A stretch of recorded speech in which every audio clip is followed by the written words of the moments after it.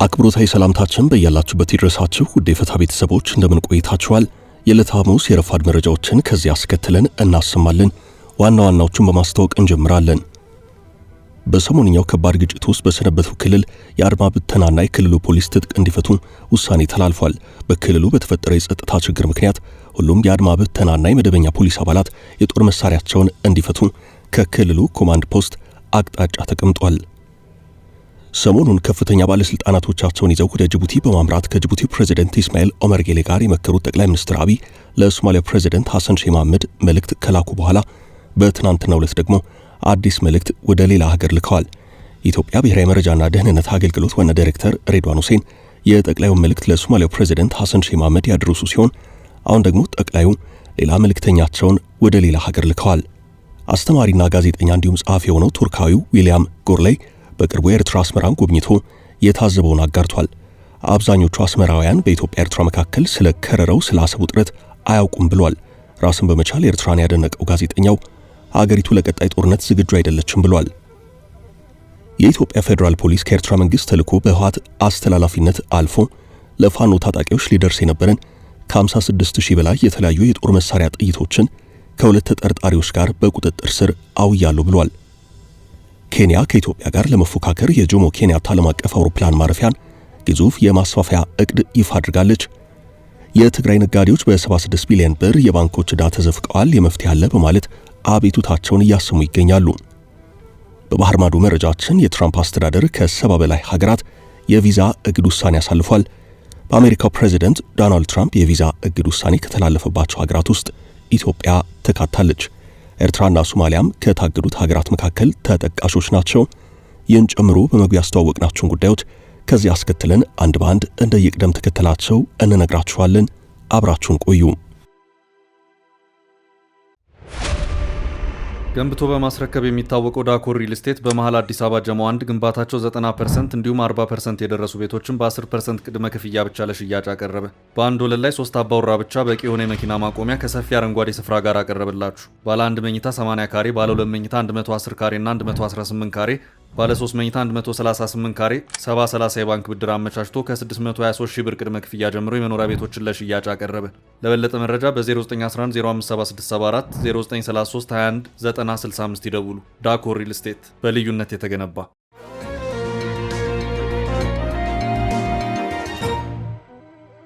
የአድማ ብተና ኃይላት ትጥቅ እንዲፈቱ ውሳኔ ተላለፈም። በሰሞንኛው ከባድ ግጭት ውስጥ በሰነበተው ክልል የአድማ ብተናና የክልሉ ፖሊስ ትጥቅ እንዲፈቱ ውሳኔ ተላልፏል። በክልሉ በተፈጠረ የጸጥታ ችግር ምክንያት ሁሉም የአድማ ብተናና የመደበኛ ፖሊስ አባላት የጦር መሳሪያ እንዲፈቱ ከክልሉ ኮማንድ ፖስት አቅጣጫ ተቀምጧል። ይህ የተገለጸው የጋምቤላ ፖሊስ ኮሚሽን ለአድማ ብተናና ለክልሉ ፖሊስ አባላት በሙሉ ጥብቅ ማሳሰቢያ ባስተላለፈበት ውሳኔው ነው። ኮሚሽኑ በቅርቡ በክልሉ በተፈጠረ የጸጥታ ችግር ምክንያት ሁሉም የአድማ ብተናና የመደበኛ ፖሊስ አባላት የጦር መሳሪያ እንዲፈቱ ከክልሉ ኮማንድ ፖስት አቅጣጫ መቀመጡን አስታውሷል። በዚሁ መሰረት ከጦር መሳሪያ ግምጃ ቤት ፈርመው ያወጡትን የጦር መሳሪያ ገቢ ያላደረጉ የአድማ ብተናና የመደበኛ ፖሊስ አባላት እስከ ዛሬ ጥር 7 ቀን 2018 ቀን 11 ሰዓት ድረስ ገቢ እንዲያደርጉ በጥብቅ አሳስቧል። ከተጠቀሰው ጊዜ በኋላ የጦር መሳሪያ በእጁ የተገኘ እንደ ጸረ ሰላም ተቆጥሮ መንግስት እርምጃ ይወስድበታል ተብሏል።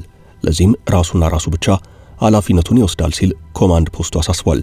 በቅርቡ ወደ ኃላፊነት የመጡት ኮሚሽነር ኦማን ኦጉሉ ማለትም የክልሉ ፖሊስ ኮሚሽነር በክልሉ ተፈጥሮ በነበረ የጸጥታ ችግር ምክንያት ለጸጥታ መዋቅሩ የተሃድሶ ስልጠና መስጠት አስፈላጊ ሆኖ መገኘቱን ለቲግቫህ ኢትዮጵያ ተናግረዋል። በክልሉ በ3 ዞኖች ስር በሚገኙ ሁሉም ወረዳዎችና ከተማ አስተዳደሮች ኢታንግ በተሰኘው ልዩ ወረዳ የሚገኙ የአድማ ብተናና መደበኛ ፖሊስ አባላት ትጥቃቸውን ግምጃ ቤት በማስረከብ ወደ ተሃድሶ ስልጠና እንዲገቡ መመሪያ መተላለፉን ገልጸዋል። ለዘገባው ቃላቸውን የሰጡት የክልሉ ፖሊስ አባላት በክልሉ ተፈጥሮ በነበረው የጸጥታ ችግር የተሃድሶ ስልጠና መዘጋጀቱ አስፈላጊ ነው ብለን እናምናለን ያሉ ሲሆን ቅሬታ አሳድሮብናል ያሉትን ጉዳይ ግን አንስተዋል። ያውም ስልጠናው በዙር አለመደረጉ በፖሊሳዊ አገልግሎቶች ላይ ክፍተት እንደሚፈጥር፣ በሌላ መልኩ የመመሪያው አስቸኳይነት በህመምና ወሊድ ምክንያት እረፍት ላይ ያሉ ጭምር እንዲገቡ አስገዳጅ መመሪያ መሰጠቱ ቅሬታ ፈጥሮብናል ብለዋል። የፖሊስ አዛዥነት የሥራ ኃላፊነት ለሚሊሻ አስረክብ ተብያለሁ ያሉ አንድ የፖሊስ አባል ለክልሉ ሰላምና መረጋጋት የሚከፈል የትኛውን መስዋዕትነት ለመክፈል ዝግጁ ስለሆኑ በመመራው ወረዳ የሚገኙ የፖሊስ አባላት በአንድ ቀን ትጥቅ እንዲያስረክቡ አድርገናል ብለዋል። በሌላ በኩል የጋምቤላ ክልል ፖሊስን በኮሚሽነርነት ሲመሩ የቆዩት አቶ ጉላ ኦጁሉ ከ10 ቀናት በፊት በቁጥጥር ስር መዋላቸው ይታወሳል። በጋምቤላ ክልል ካለፈው ዳር ወር መጨረሻ ጀምሮ በተከሰተው የጸጥታ ችግር ቁጥራቸው በውል ያልታወቁ ሰዎች ሕይወታቸው እንዳለፈና የአካል ጉዳት እንደደረሰባቸው የኢትዮጵያ ሰብአዊ መብቶች ኮሚሽን አስታውቋል። በዚህ ወቅት ከተገደሉት መካከል የጋምቤላ ከተማ ፖሊስ አዛዥ ዋና ኢንስፔክተር አቶ ኡሙድ ኦጁሉ ይገኙበታል። የከተማይቱ የፖሊስ አዛዥን መገደል ተከትሎ የተፈጠረውን ግጭት ለመቆጣጠር የክልሉ መንግስት በጋምቤላ ከተማና የጸጥታ ችግር ባለባቸው አካባቢዎች የሰዓት እላፊ ገደብ ጥሏል። አሁን የክልሉ ሰላም ወደ ነበረበት መሻሻል በማሳየቱ የተላለፉ የገደብ ውሳኔዎች ተነስተዋል ተብሏል።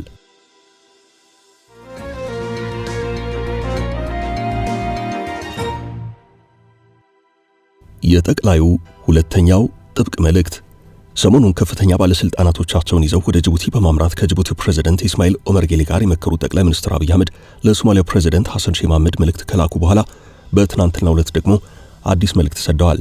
አዲሱ መልእክት ወደ ደቡብ ሱዳን ጂዩባ ፕሬዝዳንት ሳልቫኪር ማያርዴት የተላከ ነው። እንደ ውጭ ጉዳይ ሚኒስቴር መረጃ ከሆነ ከጠቅላይ ሚኒስትር አብይ ወደ ፕሬዝዳንት ሳልቫኪር የተላከውን መልእክት ያደረሱት የውጭ ጉዳይ ሚኒስትር ጌዲዮን ጢሞቴዎስ ናቸው። ከመልእክቱ በተጨማሪ የውጭ ጉዳይ ሚኒስትሩ እንዲሁም ፕሬዝዳንት ሳልቫኪር በጋራ መምከራቸው ታውቋል። በንግድ በመሰረተ ልማት ትስስርና በሌሎች ጉዳዮች ላይ ተመክሯል ተብሏል። ከተወሰኑ ጊዜያት ወዲህ በአፍሪካ ቀንድ ቀጠና እየታዩ ካሉት ጂኦፖለቲካዊ እንቅስቃሴዎች አንጻር የተለያዩ የመልእክት ልውውጦች እየታዩ ነው። የሶማሌላንድ በእስራኤል እውቅና ማግኘት እንዲሁም ግብጽ የኢትዮጵያ ጎረቤቶችን በመታከክ በአፍሪካ ቀንድ ትኩረት ማድረጓ ቀጠናዊን የፖለቲካ ትኩሳት ከፍ ያደርገው ሆኖ ይታያል። ሶማሊያን፣ ኢትዮጵያን፣ የተባበሩት አረብ ኤምሬቶችን፣ እስራኤልና ሶማሌላንድን ጭምር የሚያካትት ነው። በዚህ መሃል ከሰሞኑ የኢትዮጵያ ብሔራዊ መረጃና ደህንነት አገልግሎት ዋና ዳይሬክተር ሬድዋን ሁሴን ማክሰኞ ሞቃዲሾ ገብተው ከሶማሊያው ፕሬዝዳንት ሐሰን ሼህ መሐመድ ጋር መክረው ተመልሰዋል። ቢቢሲ የሶማሊኛው ቋንቋ አገልግሎት የሁለቱ አመራሮች ምክክር በዝግ እንደተካሄደ አመላክቷል። ከሰሞኑ ለሶማሊላንድ ሀገራዊ እውቅናን የሰጠችው እስራኤል በበኩሏ ኢትዮጵያ የረጅም ጊዜ ስትራቴጂ አጋሪ ናት ስትል ማስታወቋን የቱርኩ አናዶሉ የዜና ወኪል ዘግቧል። ከሰሞኑም የውጭ ጉዳይ ሚኒስትር ዴኤታ አምባሳደር ሀደር አብራ ወደ እስራኤል ተጉዘው ከሀገሪቱ የውጭ ጉዳይ ሚኒስትር ጌዲዮን ሳር ጋር መምከራቸው ታውቋል።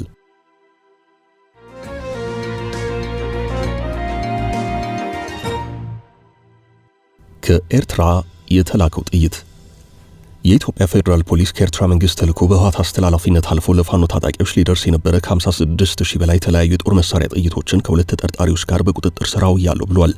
ፌዴራል ፖሊስ ጥይቶቹን በቁጥጥር ስር ያዋልሁት ከሌሎች የጸጥታ አካላት ጋር ተቀናጅቼ ነው ብሏል። ጥይቶቹና ተጠርጣሪዎቹ በቁጥጥር ስር ያሉት በወልዲያ የፍተሻ ጣቢያ ነው። ፌዴራል ፖሊስ እንዳጋራው መረጃ ከሆነ ከሌሎች የጸጥታ አካላት ጋር በመቀናጀት የሻዕቢያ መንግስት ከኢትዮጵያ ውስጥ ባንዳዎችና ታሪካዊ ጠላቶች ጋር በማበር የሀገሪቱን ሰላም ለማደፍረስ በፋኖ ስም የሚነግዱ ሽፍቶችን ለማስታጠቅ በስውር የላከውን ከ56,000 በላይ የተለያዩ ጦር መሳሪያ ጥይቶችን ከሁለት ተጠርጣሪዎች ጋር በወልዲያ የፍተሻ ጣቢያ በቁጥጥር ስር አውያለሁ ብሏል።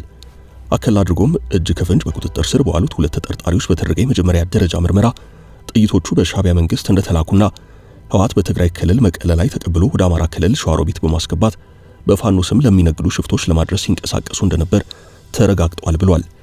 ለሻዕቢያ መንግስት ድልድይ ሆኖ እየሰራ ያለው ጽንፈኛው የህወሓት ቡድን ፋኖን በማስታጠቅ የሀገራችንን ሰላም ለማደፍረስ አቅዶ ከኤርትራ በመቀለ በኩል በስውር የላከውን 41999 የክላሽ ጥይት፣ 14000 ብሬን ጥይትና 800 የዲሽቃ ጥይት በአጠቃላይ 56799 ጥይቶች በሰሌዳ ቁጥር ኮድ 3 አዲስ አበባ B94744 የጭነት አይሱዙ ተሽከርካሪ ከሲሚንቶና ከብሎኬት ጋር አመሳስሎ በመጫን በአማራ ክልል ወልዲያ ከተማ አድርገው ወደ ሸዋሮቢት ለማስገባት ሲጓጓዙ በወልዲያ የፍተሻ ጣቢያ ላይ በቁጥጥር ስር ውለዋል ብሏል። የፌዴራል ፖሊስ በቁጥጥር ስር በዋሉት ሰዎች ላይ ምርመራዎችን እያደረጉ እገኛለሁ ሲል ኮሚሽኑ አስታውቋል።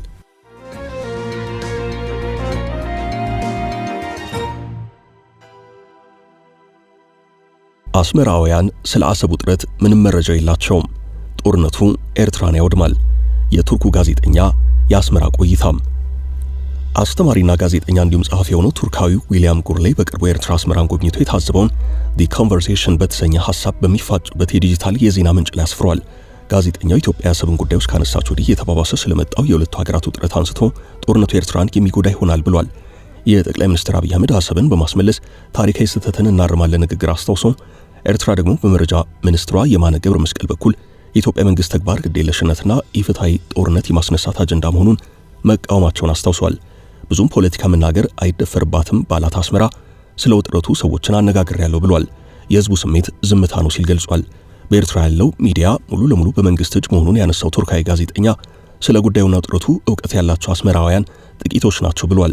በኤርትራ ቆይታ ኤርትራውያን እንግዳ ተቀባይና ተግባቢ ሆነው እንዳገኛቸው ገልጾ ሆኖም በአፍሪካ ትልቁ በሆነው አፈናው ውስጥ ይኖራሉ ብሏል።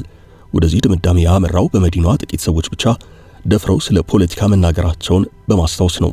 ጋዜጠኛው የኢትዮጵያን ጉዳይ ሲያነሳሳም የኢትዮጵያ የአሰብ ጥያቄ በኤርትራ ፖለቲካና አስተዳደር ውስጥ ስር የሰደደ ጉዳይ መሆኑን መረዳቱን ጽፏል። የኤርትራ አውቶክራቲቭ አስተዳደር የአሰብ ጥያቄ ማብራሪያ ነው ሲል ታዝቧል። የ1998 የድንበር ግጭቱን አንስቶ በጊዜው በፕሬዝዳንት ኢሳያስ የብሔራዊ ወታደራዊ ግዴታ አገልግሎትን እንደ አዲስ መጫናቸውን ይገልጻል። የጊዜው ጦርነት ኢሳያስ በአገሪቱ ያለውን ቁጥጥር ያጠበቀበት ነው ብሏል።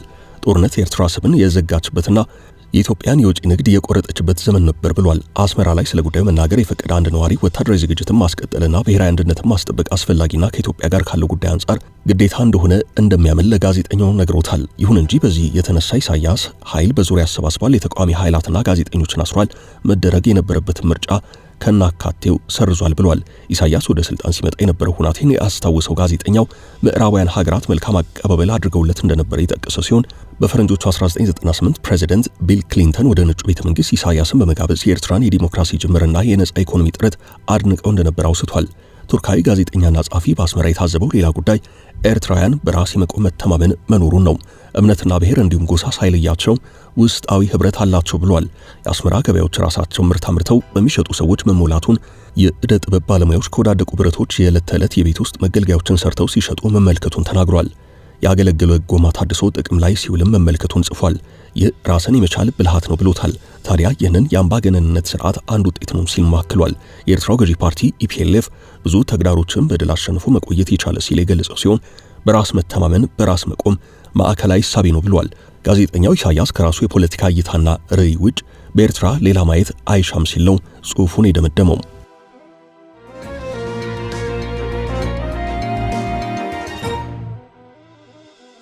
ኬንያ ይፋ ያደረገችው የኤርፖርት ማስፋፊያ። ኬንያ ከኢትዮጵያ ጋር ለመፎካከር የጆሞ ኬንያታ ዓለም አቀፍ አውሮፕላን ማረፊያ ግዙፍ የማስፋፊያ እቅድ ይፋ ማድረጓ ተሰምቷል። የማስፋፊያ ፕሮጀክቱ ለረጅም ጊዜ ከዘገየ በኋላ ቀጠናዊ ተፎካካሪዎች በአዲስ አውሮፕላን ማረፊያ መሰረተ ልማት ወደፊት እየገሰገሱ በመሆኑ ሀገሪቱ ግንባታውን በፍጥነት ለማስጀመር ቁርጠኝነቷን በድጋሚ አረጋግጣለች ሲሉ የሀገሬው የትራንስፖርት ካቢኔ ጸሐፊ ዴቪስ ቺርቺር ተናግረዋል።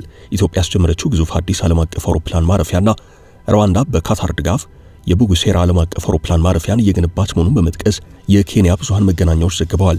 የማስፋፊያው ንድፍ በኤክስ ቅርጽ የተሰራ ሲሆን እስከ 15 ሚሊዮን መንገደኞችን የሚያስተላልፍ አዲስ የመንገደኞችን ተርሚናል ያካተተ ነው።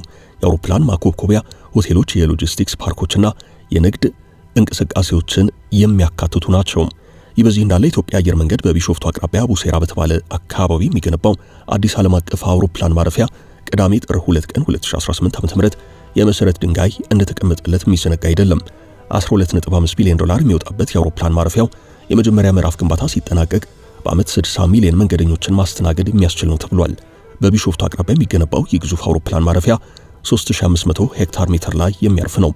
በሌላ በኩል የምስራቅ አፍሪካ ሁለት ሀገራት ኢትዮጵያና ኬንያ ጎልቶ የመውጣት መልካም ውድድር ውስጥ እንዳሉ ግሬት አፍሪካ አስነብቧል። አዲስ አበባና ናይሮቢ ዓለም አቀፍ የስብሰባ ማዕከል የዲፕሎማሲና የዓለም አቀፍ ኮንፈረንስ ተመራጭነትን ለማግኘት እየተጉ ነው ብሏል። የምስራቅ አፍሪካ ተጽዕኖ ፈጣሪ ሆኖ የመውጣት ውድድር ውስጥ ይገኛሉ ብሏል። ኢትዮጵያና ኬንያ በምስራቅ አፍሪካ ቀጠና በተያዘው የፈረንጆቹ ዓመት ከፍተኛ የኢኮኖሚ እድገት ያስመዘግባሉ ሲል የተባበሩት መንግስታት ድርጅት ከቀናት በፊት ይፋ ባደረገው ትንበያው ገልጿል። ድርጅቱ የቀጠናው ኢኮኖሚ ከአህጉሩ ከፍተኛውን 5.8 በመቶ የኢኮኖሚ እድገት እንደሚያስመዘግብ ነው የገለጸው።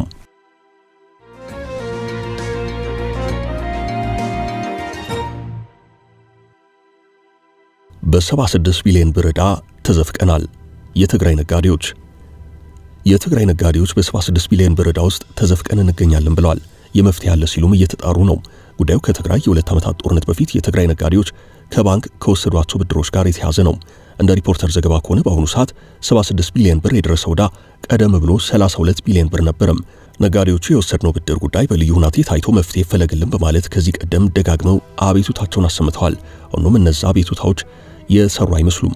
እንደ ሪፖርተር ዘገባ ከሆነ በዚህም የትግራይ ነጋዴዎች ብድራቸውን ስለሚያቃልሉበት ሁናቴ ምላሽ ሳያገኙ ብድራቸው ከእጥፍ በላይ አድጎ 76 ቢሊዮን ብር ደርሷል። በትግራይ ክልል ተከስቶ በነበረው ጦርነት ስራቸውን ያቆሙ ነጋዴዎች ከጦርነቱ በፊት ወስደውት የነበረውን ብድር መክፈል ባለመቻላቸው በተደጋጋሚ የተደረገው የብድር መክፈያ ጊዜ መራዘም መፍትሄ አልሆናቸውም። ይህንንም የትግራይ የንግድና ዘርፍ ማህበራት ምክር ቤት ፕሬዝዳንት አቶ በሪውን ሀፍቱ ለሪፖርተር ተናግረዋል። ችግሩ ከተፈጠረ 5 ዓመታት እንዳለፈውና ነጋዴዎች የወሰዱት ብድር ወለድና የወለድ ወለድ ሲጨምር ከእጥፍ በላይ እንደሆነ ተናግረዋል። ከአንድ ወር ግድም በፊት ብሔራዊ ባንክ እንዳስታወቀው ብድሩ 76 ቢሊዮን ብር መድረሱን የገለጹት ፕሬዝዳንቱ ወለዱ በየቀኑ ስለሚጨምር በአሁኑ ወቅት ከተጠቀሰው ቁጥርም በላይ ይሆናል ማለታቸውን ተናግረዋል። ወለዱ በየቀኑ ስለሚጨምር በአሁኑ ወቅት ከተጠቀሰውም ቁጥር በላይ ይሆናል ሲሉ ስጋታቸውን ገልጸዋል። ከተለያዩ ባንኮች ብድር በመውሰድ በተለያዩ የንግድ ዘርፎችና የኢንቨስትመንት ፕሮጀክቶች ስራ ተሰማርተው የነበሩ ነጋዴዎች ጦርነቱ ሲጀምር ብሔራዊ ባንክ በሰጠው አዋጅ መሰረት የፕሪቶሪያው የግጭት ማቆም ስምምነት እስከሚፈረምበት ጊዜ ድረስ ባንኮች በመዘጋታቸው ከፍተኛ ቀውስ ውስጥ መግባታቸውን አስረድተዋል። የክልሉ ጊዜያዊ አስተዳደር ፕሬዝዳንት ሌተናል ጄኔራል ታደሰ ወረደ ወደ አዲስ አበባ በሚያደርጉት ምልልስ አንደኛው ከፌደራል አመራሮች ጋር ሲወያዩበት የነበረው አጀንዳ ይኸው የትግራይ ነጋዴዎች ብድር ጉዳይ እንደሆነ፣ በእርሳቸው ዙሪያ ያለው ሁናቴም ምን እንደሚመስል ግልጽ የሆነ መረጃ እንደማይሰማ ዘገባው አመላክቷል።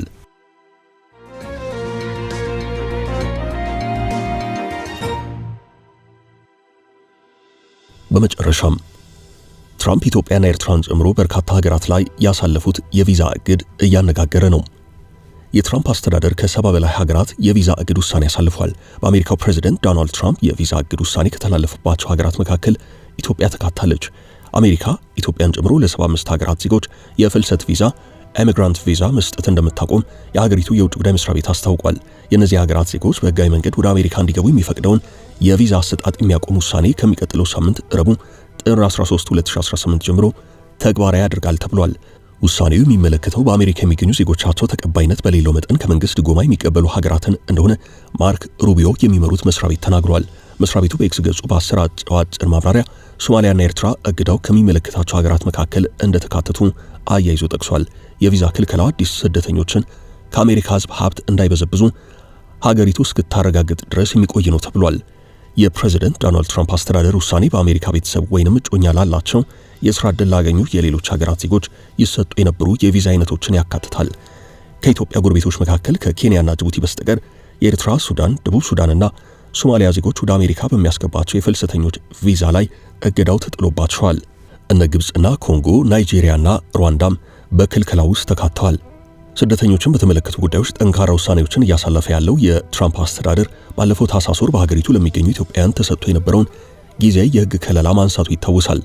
የጥገኝነት መብት የሌላቸው ኢትዮጵያውያን ከአሜሪካ እንዳይባረሩ የመስራት ፍቃድ እንዲያገኙ አስችሎ የነበረው የአሰራር ከ3 ዓመታት በፊት በ2015 ነበረ ስራ ላይ የዋለው።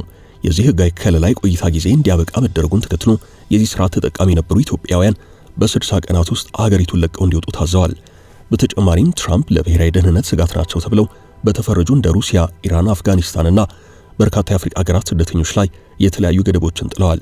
ትናንት በተላለፈው የትራምፕ አስተዳደር አዲስ ውሳኔ የስቴት ዲፓርትመንት ቃል አቀባይ ቶሚ ፒኮት የ75 ሀገራት የቪዛ ሂደት ስቴት ዲፓርትመንት የመንግስትን ድጋፍ የሚጠቀሙ የውጭ ዜጎች እንዳይገቡ ለመከላከል እንዲቻል የቪዛ ሂደቱ እስኪገመገም እንደሚቆም አረጋግጠዋል። በቅርቡ የአሜሪካው ፕሬዝዳንት ዶናልድ ትራምፕ ከአሜሪካ መንግስት ድጋፍ በመቀበል የሚኖሩ የውጭ ሀገር ሰዎችን ቁጥር ይፋ አድርገው ነበረም። ውድ ቤተሰቦቻችን ለዛሬ ያዝንላችሁን ርዕሰ ጉዳዮች እዚህ ላይ ቋጨን። ላይክ፣ ሼር እና ኮሜንት በማድረግ ለቻናላችን ድጋፋችሁን መግለጽ እንዳትዘነጉ እያልን ከሌሎች መረጃዎች ጋር ደግመን እስክንገናኝ ቸር ያሰማን ስንል ተሰናበትን።